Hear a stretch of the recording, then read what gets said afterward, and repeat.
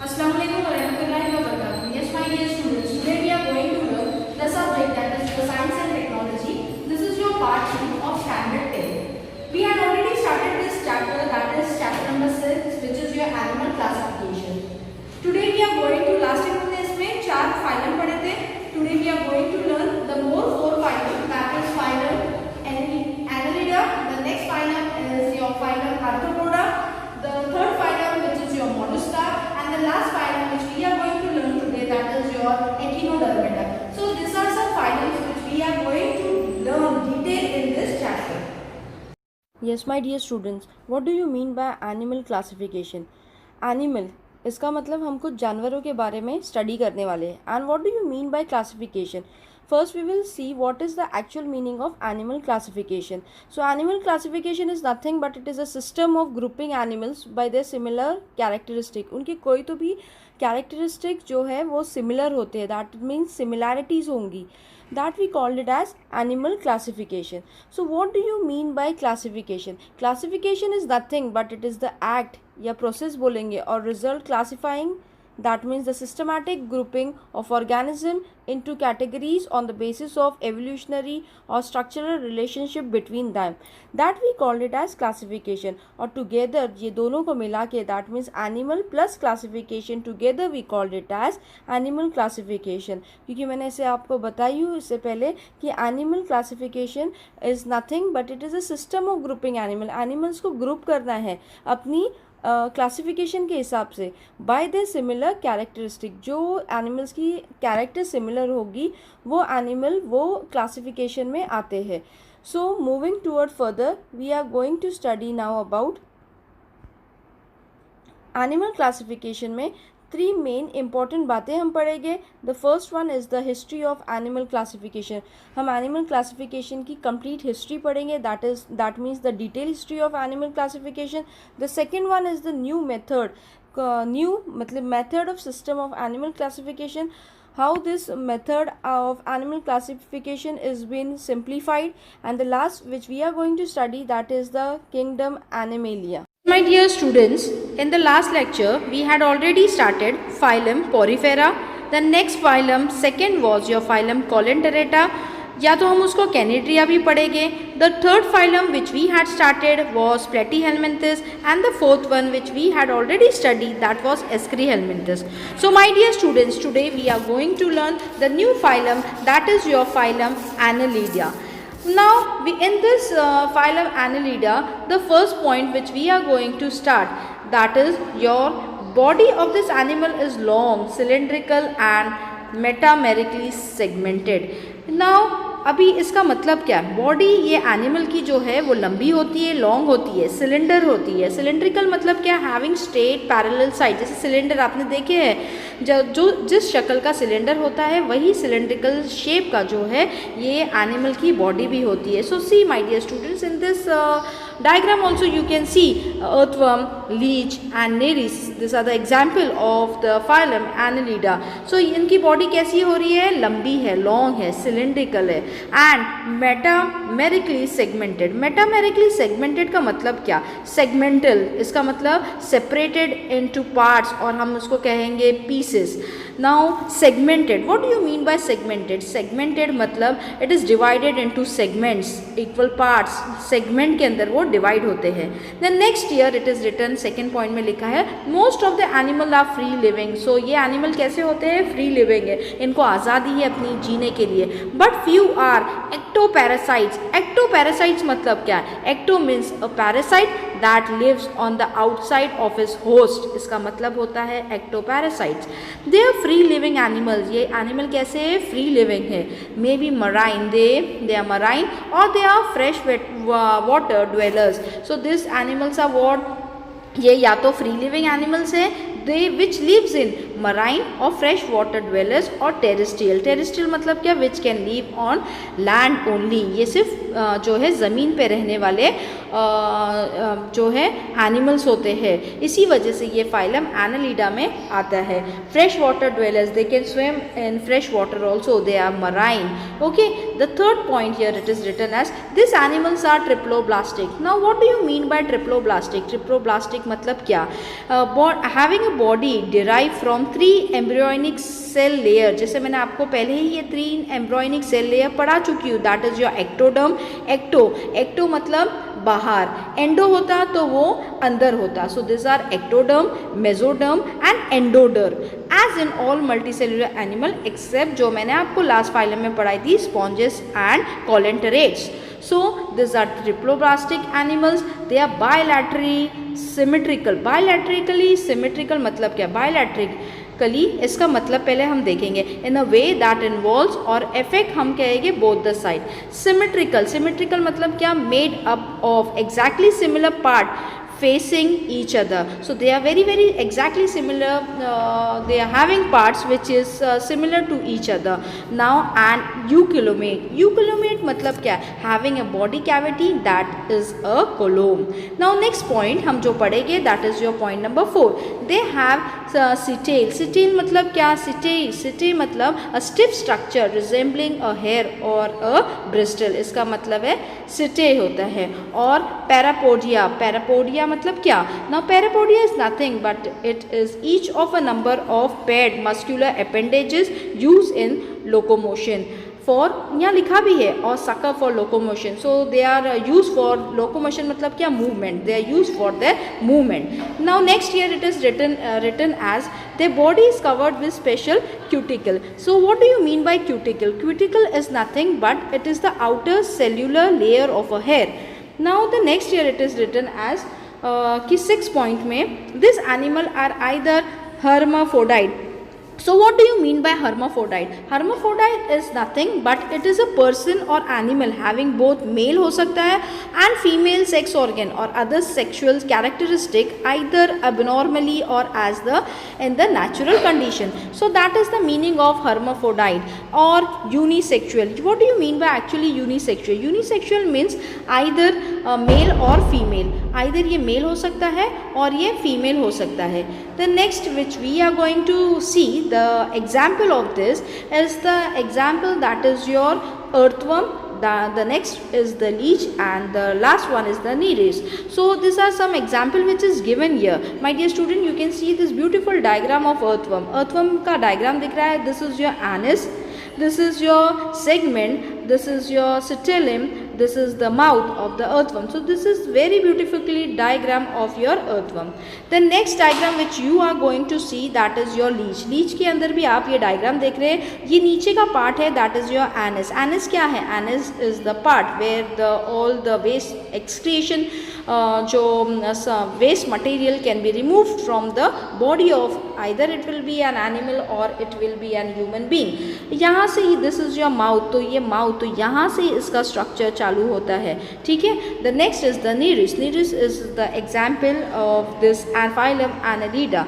So this is the anus. इसका मतलब इसका पार्ट ये जो है एंड का पार्ट है. This is the mouth. तो ये जो एनिमल दिख रहा है वो यहाँ से इसका पार्ट जो है स्टार्ट होता है. This is your tentacles, this is the mouth which you can see, this is the parapodia and this is the beautiful structure of the nereis. And इसमें से दिख रहा है आपको in this animal in phylum Annelida you can see जो है three type of this animals. So my dear students, in this parapodia मैं आपको एक बार फिर इसका मतलब बता रही हूँ कि each of a number of pair muscular appendages which is used in locomotion, that is your movement. So this is your phylum Annelida. So today we had already studied in the last lecture 4 phylum. This is your 5th phylum, that is your phylum Annelida.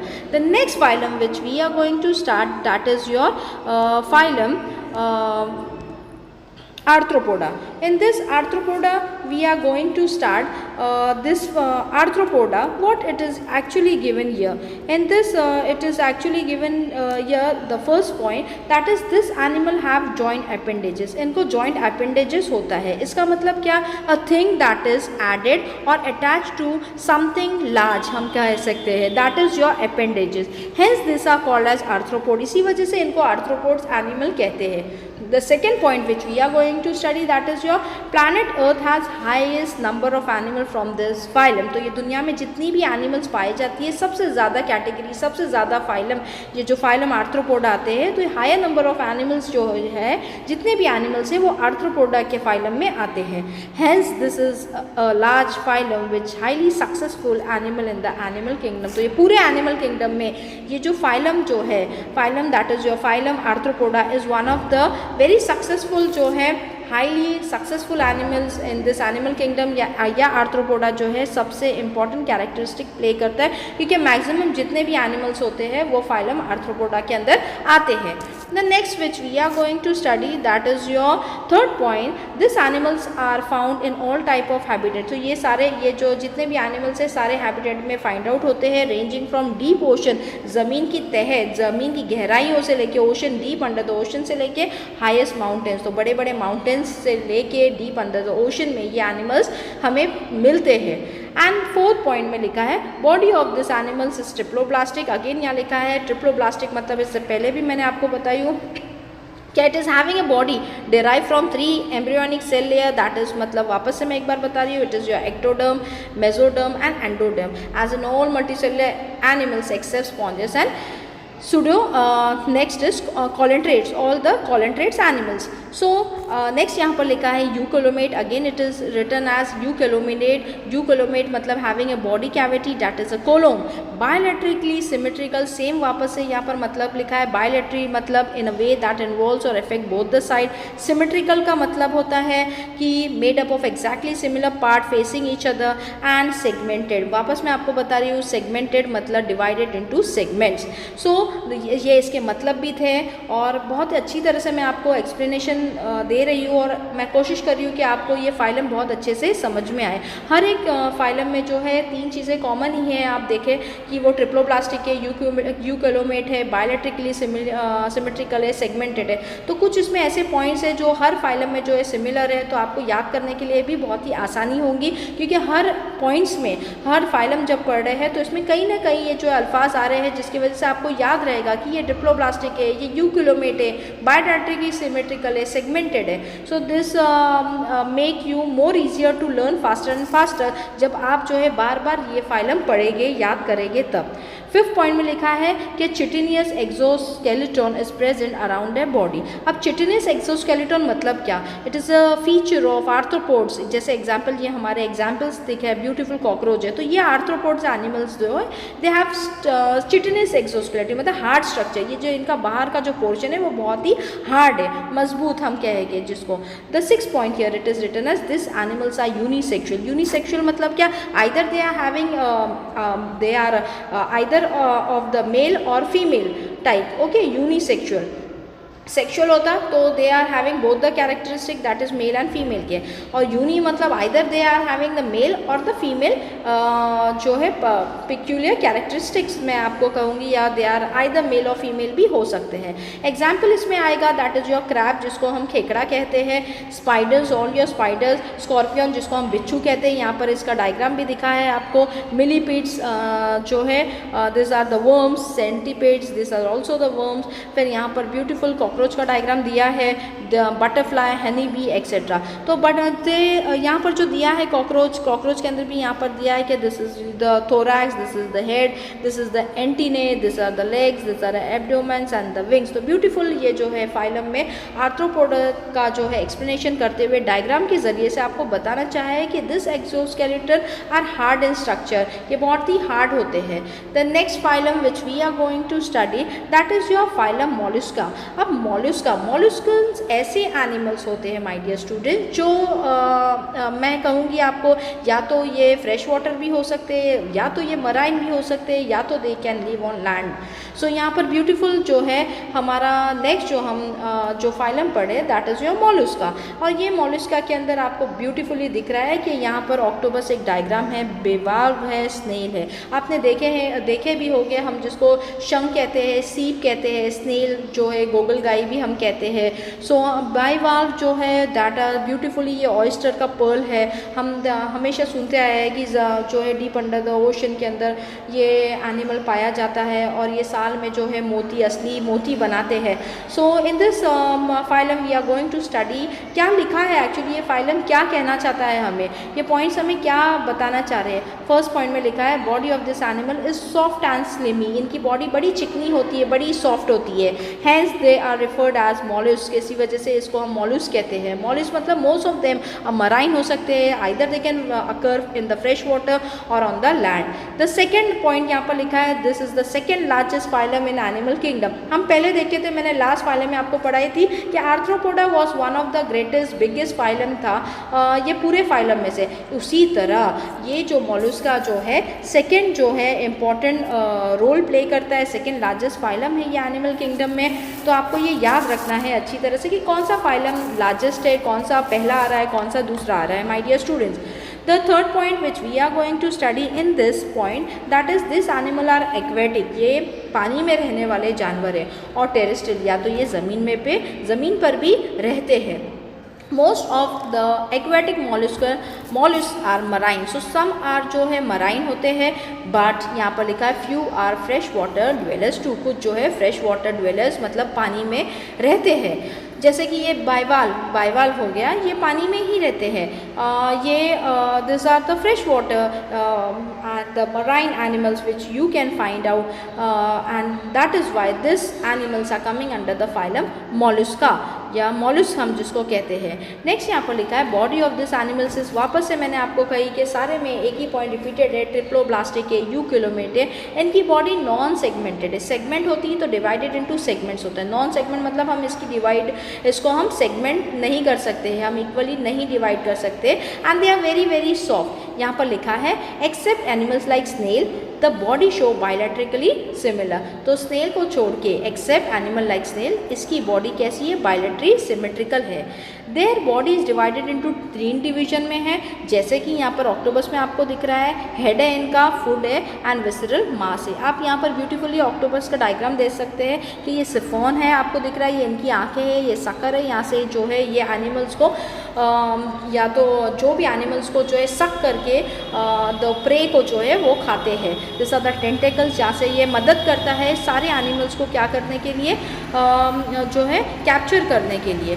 So next यहाँ पर दिया है कि not only this, यहाँ पर दिया है this animals, यहाँ पर लिखा है the body is divided into या division like head, foot and visceral mass.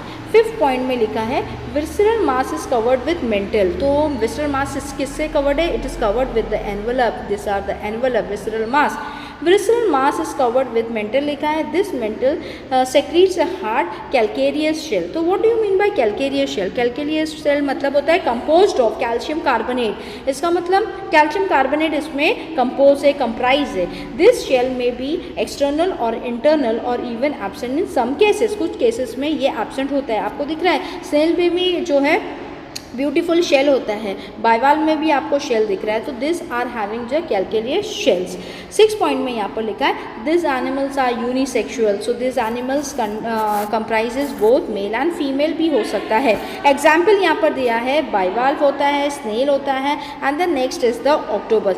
So this are the phylum Mollusca that is very very important part या very very important phylum in this animal kingdom. The next phylum which we are going to study that is the last phylum in this lecture I am going to explain you that is the phylum Echinodermata. So in this Echinodermata पहला point लिखा है क्या, calcareous spines, इनको spines से जो कांटे दिख रहे हैं this are the spines my dear students, तो कैल्केरियस स्पाइंस दिख रहे हैं आपको, are present on the body of this animals, इसी वजह से they are called as echinoderm, इसी वजह से इनको एकिनोडर्म जो है हम कहते हैं, एकिनोडर्म कहा जाता है।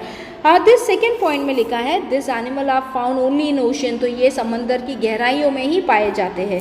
देयर बॉडीज अगेन यहाँ पर आया same point that is triploblast eucoelomate. Okay my dear student, again I am explaining you के ट्रिप्लोब्लास्ट मतलब having a body divided from 3 embryonic cell layer that is your ectoderm, mesoderm and endoderm as in all multicellular animal except sponges and coelenterates. और मैं फिर से आपको कहूँगी कि बायलैटरी symmetrical मतलब बायलैटरी मतलब इन अ वे दैट इन्वॉल्व्स और इफेक्ट कहेंगे बोथ साइड्स। और सिमेट्रिकल मतलब made up of exactly similar part facing each other लिखा है यहाँ पर। द नेक्स्ट यहाँ पर लिखा है माय डियर स्टूडेंट्स की and it is radially symmetrical, it is very very radially symmetrical मतलब it can be divided into same parts, equal parts. यहाँ से भी कट करे तो ऐसा ही वो इक्वली पार्ट्स में डिवाइड होगा, यहाँ से भी कट करे, यहाँ से भी कट करे तो they can be divided into equal parts my dear student. इसी वजह से यहाँ पर लिखा है they and it is radially symmetrical in adult stages.